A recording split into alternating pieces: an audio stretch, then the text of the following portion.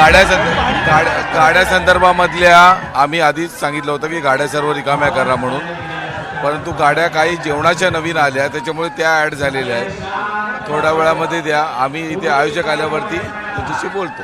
आता तुमची प्रतिक्रिया काय? कारण 3 वाजेपर्यंत ग्राउंड रिकामा करायला सांगितलंय, काय प्रतिक्रिया आहे? नाही, आत्तापर्यंत अजून आपले जे वकील आहेत तिथे ते अजून तिथे आहेत. 3 वाजता आमचं म्हणणं तिथे मांडायचं आहे आम्हाला. त्यांनी सांगितलेलं आहे की रस्ते क्लिअर झालेले नाहीत, ज्या गाड्या एक्स्ट्रा आहेत त्या संदर्भामध्ये आम्ही घोषणा करू की ज्या गाड्या रस्त्यावरती अडथळा असतील, जेवणाच्या असतील, त्या सर्व मुंबईच्या बाहेर काढण्याची व्यवस्था आम्ही करू.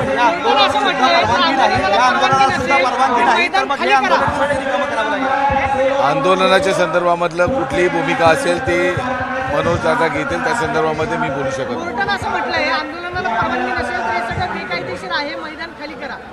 या संदर्भामध्ये मनोजदादा पाटील व्यवस्थित विश्लेषण करू शकतात. तुम्ही काही व्हिडिओ आज सादर करणार होते कोर्टामध्ये गाड्या रिकाम्या केल्या, त्या केल्या का? त्याचा काही फायदा झाला नाही असं तुम्हाला वाटतं? कोर्टाने सांगितलंय 3 वाजता पूर्तता करून या, मग आपण बोलू. कोर्टाने म्हटलंय 3 वाजेपर्यंत मुंबई खाली करा.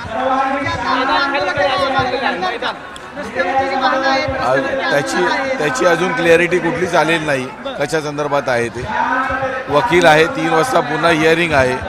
ज्या पूर्तता कालच्या बाकी आहे त्या पूर्तता करून आपण पुन्हा कोर्टासमोर जाऊ. कोर्टानं जर कदाचित तुमच्या विरोधात निकाल दिला तर तुमच्या अपेक्षा आहे, शेवटचा पर्याय काय?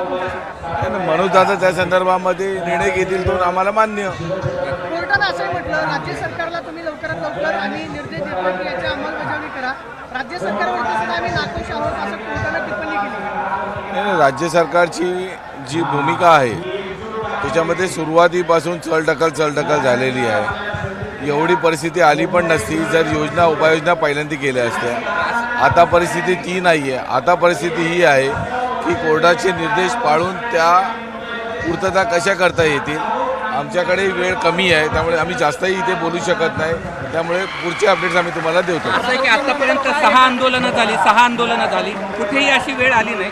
मुंबईत अशी वेळ कुणामुळे आली असं तुम्हाला वाटतं? तुम्ही प्रशासनाकडून बघा, विचारा. नाही, पण आंदोलकांनी काही प्रशासनाकडनं गाड्या आल्याच कशा? वेळ आली की गाड्या मुंबईमध्ये आल्या कशा?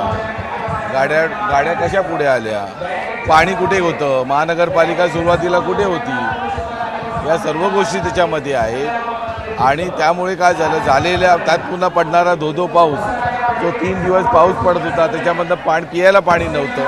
त्यामुळे या सर्व गोष्टीचा कुठेतरी लोकांचा तिथे ते जे प्रॉब्लेम झाले त्यामुळे माणसं वेगवेगळ्या ठिकाणी सरकले. जबाबदार कोण आहे ही परिस्थिती निर्माण? आत्ताच्या परिस्थितीमध्ये कुणावरती जबाबदारी टाकण्यापेक्षा जे आहे ते सुधारण्याच्या मागे आम्ही आहोत. आता किती वेळात भूमिका स्पष्ट कराल तुम्ही? 3 वाजता आमचे वकील पुन्हा येतील. त्याच्यानंतर त्याच्या अगोदर जे काही निकाल द्यायचे आहेत तसं बोला ते आम्ही सांगू. धन्यवाद.